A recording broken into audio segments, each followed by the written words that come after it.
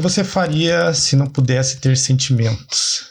Sentimentos e emoções talvez sejam as coisas que mais nos diferenciem de outros animais, sejam racionais ou irracionais. A nossa forma e a nossa habilidade de ter sentimentos, de sentir um amor por um familiar, por uma pessoa próxima, por um amigo, por uma namorada, por um namorado, enfim, ter sentimentos é o que nos faz ser humanos, na maioria das vezes. Mas o que aconteceria se você fosse privado disso? Pois bem, esse é o plot básico de Equilibrium. Após a Terceira Guerra Mundial, que acontece no início do século XXI, as pessoas acabam colocando meio que a culpa toda dessa guerra, desse conflito, nos sentimentos, como raiva, ódio, sentimentos ruins teriam feito com que as pessoas entrassem em guerra, que lutassem uma contra as outras. Então, após essa grande guerra, a Terra acaba sendo bastante devastada e sobram poucas pessoas. E essas pessoas acabam construindo uma cidade-estado chamada de Líbria. Ela é erguida por sobreviventes da Terceira Guerra Mundial e, para controlar essa cidade, eles acabam criando uma forma de governo bem autoritário, na verdade. E esse governo, chamado de Conselho Tetragrammaton, ele tem um pai, parece como um pastor, e é basicamente um tirano autoritário, né, que a gente conhece bastante aqui no Brasil, inclusive. Esse pai, ele comanda as massas e, para fazer isso, eles acabam colocando uma lei em que todas as pessoas não poderiam mais demonstrar sentimentos, tanto bons quanto ruins. Caso acontecesse isso, elas seriam sentenciadas à morte. E como você consegue administrar isso? Como é que tu consegue fazer com que as pessoas parem de sentir os sentimentos umas pelas outras, por coisas, enfim. É nisso que aparece uma droga chamada Prosium, que serve exatamente para inibir esses sentimentos, né? Inclusive, essa droga ela é administrada por uma pistola e ela é colocada ao lado do pescoço para fazer essa injeção, e isso acaba sendo bastante uma alusão ao suicídio. Quer dizer, você coloca essa droga para inibir teus sentimentos, seria basicamente como tu tá se matando, você não tem mais sentimentos, você já não é mais uma pessoa, você não é nada. Inclusive, essas pessoas que começam a usar essa droga começam a agir feito gado, né? Elas apenas seguem e não se opõem a nada. Tudo que é dito, né, pelo seu sacerdote, pai, é levado como lei. Vamos dizer, mais uma vez, a gente já tá um pouco acostumado com esse tipo de pessoa. Inclusive, esse pai que eu falei antes, ele faz parte desse conselho do Tetragrammaton e ele comanda sacerdotes, que seriam basicamente alguns agentes que caçam essas pessoas que estão infringindo a lei. No caso, a lei de não sentir, de não ter sentimentos. Esses sacerdotes usam uma técnica chamada Ganfu ou Gankata, que é basicamente um estilo de Kung Fu com armas. Inclusive, essa é uma parte bem interessante do filme, assim, parte onde as coreografias são, na maioria das vezes, bem feitas, onde eles lutam mesmo um contra o outro, ou contra várias pessoas, usando armas e fazendo movimentos como se fosse uma arte marcial mesmo. Bem no início do filme, a gente é apresentado para o nosso protagonista, o John Preston, que é vivido por Christian Bale, né, o que a gente conhece bem como o Batman. I'm Batman.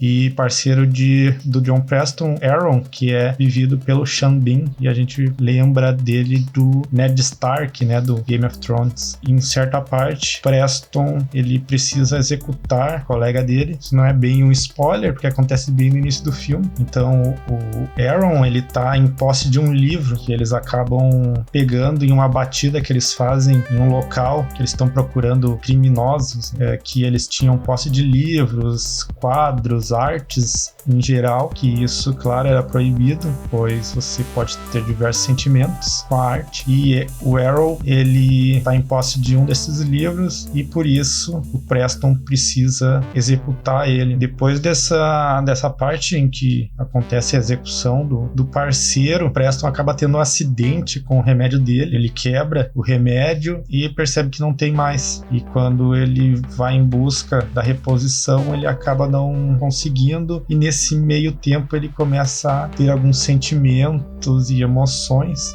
e principalmente começa a ter lembrança da esposa dele, que tinha sido executada exatamente por ter sentimentos há um tempo atrás. E em uma dessas batidas que eles fazem, inclusive após o Preston ter parado já há algum tempo de usar a droga, eles acabam encontrando um canil com diversos cachorros. Inclusive os agentes meio que não fazem muita ideia do que seja aquilo, o que sejam aqueles animais ali, e acabam entrando dentro do canil para sacrificar todos, porém um deles consegue fugir e o Preston pega ele e diz que vai levar, né, para verificar se aquele animal não tem algum tipo de doença, alguma coisa. Pelo menos é a desculpa que ele dá para os agentes, né?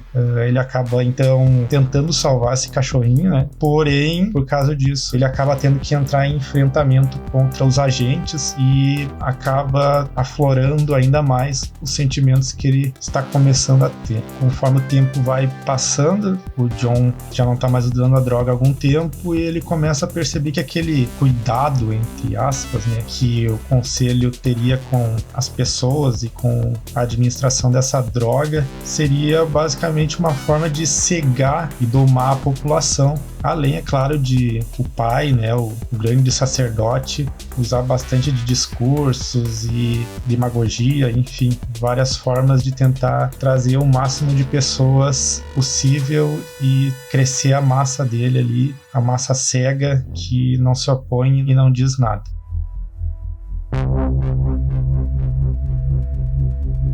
E agora, se eu for falar alguma coisa a mais, eu vou acabar dando spoilers, né, do filme. E mais pra frente, mais no final, a gente tem alguns plot twists, pelo menos uns 2, assim, que eu não esperava muito. Principalmente, eu acho que o último ali que tem, eu não esperava mesmo. Então, eu prefiro deixar com que vocês assistam o filme, ao invés de eu contar todo ele aqui, né? Pois o filme é bastante interessante. É uma ficção científica, né? Uma distopia bem legal. Essa história, né, de sentimentos e toda essa coisa de tentar dominar as pessoas através do sentimento, e vale bastante a pena dar uma olhada no filme aí sem spoilers maiores.